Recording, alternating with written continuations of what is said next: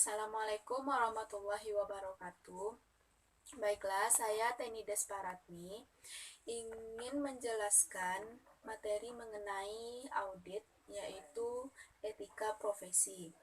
Yang pertama, kita lihat dari pengertian etika profesi. Etika profesi adalah sikap hidup berupa keadilan untuk dapat memberikan suatu pelayanan profesional terhadap masyarakat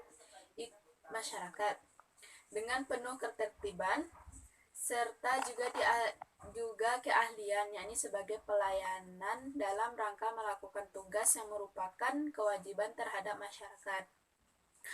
Etika profesi atau disebut juga dengan kode etik profesi sangat berhubungan erat dengan bidang tertentu yang berhubungan dengan masyarakat atau juga dengan konsumen secara langsung. Tujuan profesi akuntansi adalah untuk memenuhi tanggung jawabnya sebagai standar profesional tertinggi, mencapai tingkat kinerja tertinggi dengan orientasi kepada kepentingan publik. Etika profesi merupakan salah satu sikap hidup berupa keadilan untuk memberikan pelayanan yang profesional terhadap masyarakat dan berupa kewajiban terhadap masyarakat. Selanjutnya yaitu fungsi dari etika profesi. Yang pertama yaitu sebagai pedoman bagi seluruh anggota profesi tentang prinsip profesionalisme yang ditetapkan. Yang kedua, sebagai sebuah alat kontrol sosial bagi masyarakat umum terhadap profesi tertentu. Dan yang ketiga, sebagai sarana untuk dapat mencegah campur tangan dari pihak luar organisasi terkait hubungan etika di dalam keanggotaan suatu profesi. Selanjutnya yaitu tujuan dari etika profesi ini. Yang pertama, untuk menjunjung tinggi martabat suatu profesi. Yang kedua, untuk menjaga dan mengelola kesejahteraan anggota profesi. Yang ketiga, meningkatkan pengabdian para anggota profesi. Selanjutnya, membantu meningkatkan mutu suatu profesi. Dan selanjutnya, meningkatkan pelayanan profesi di atas keuntungan pribadi, menentukan standar baku bagi suatu profesi, dan meningkatkan kualitas organisasi menjadi lebih profesional dan terjalin dengan erat. Selanjutnya yaitu prinsip-prinsip dasar etika profesi. Pertama adalah prinsip tanggung jawab. Sebagai seorang yang profesional harus bertanggung jawab terhadap pelaksanaan suatu pekerjaan, juga bertanggung jawab terhadap hasilnya. Profesional juga bertanggung jawab terhadap dampak yang mungkin terjadi dari profesinya bagi kehidupan orang lain ataupun masyarakat pada umumnya. Prinsip yang kedua yaitu prinsip keadilan. Setiap orang yang profesional dituntut untuk mengedepankan keadilan dalam menjalankan pekerjaannya atau profesinya. Dalam hal ini, keadilan harus diberikan kepada siapa saja yang berhak di dalam sebuah organisasi. Prinsip yang ketiga yaitu prinsip otonomi. Setiap profesional mempunyai wewenang dan kebebasan dalam menjalankan pekerjaannya sesuai dengan profesi. Artinya, seorang profesional berhak untuk melakukan atau tidak melakukan sesuatu dengan mempertimbangkan kode etik profesi. Dan prinsip yang keempat yaitu prinsip integritas moral. Integritas moral merupakan kualitas kejujuran dan prinsip moral dalam diri seseorang yang dilakukan secara konsisten dalam menjalankan profesinya. Artinya, seorang yang profesional harus memiliki komitmen pribadi untuk menjaga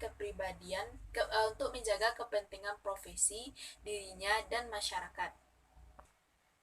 Materi yang selanjutnya yang kita bahas yaitu mengenai kode etik.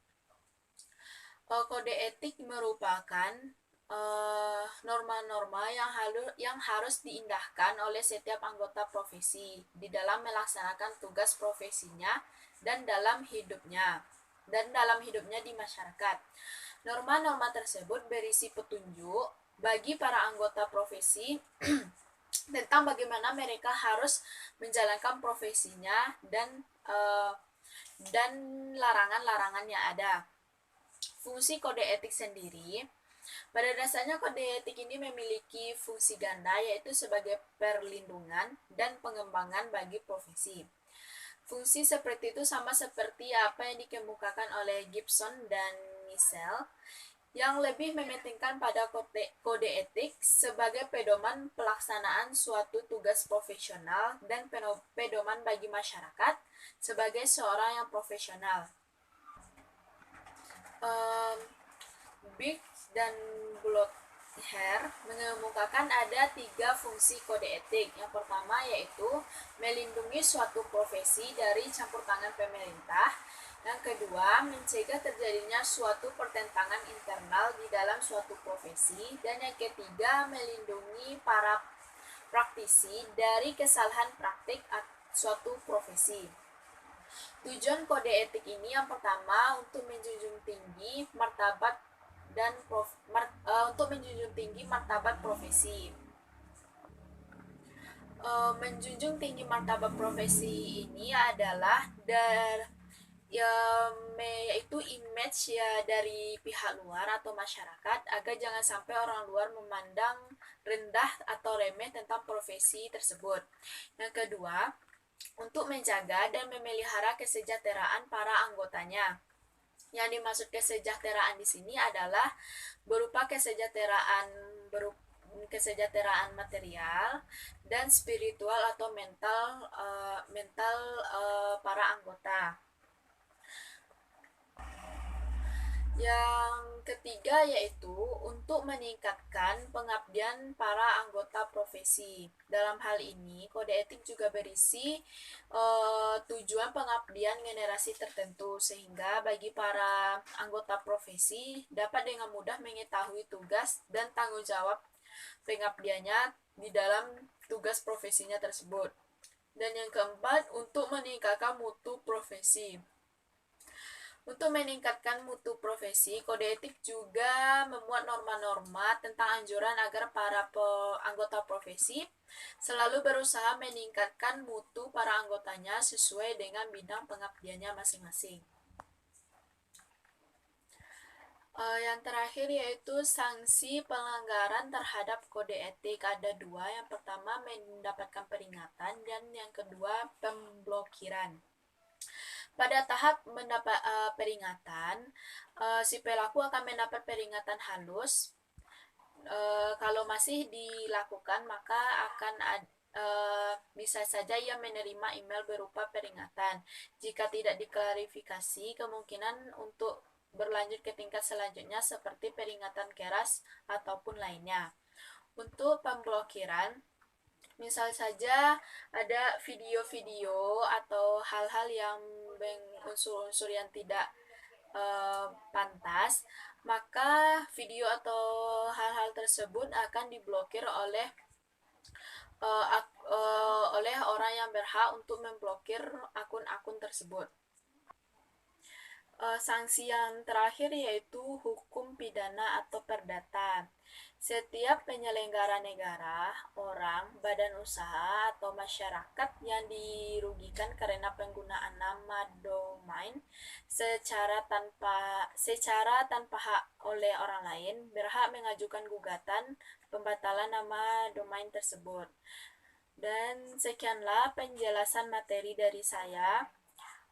Kalau kurang dan lebih minta maaf. Assalamualaikum warahmatullahi wabarakatuh.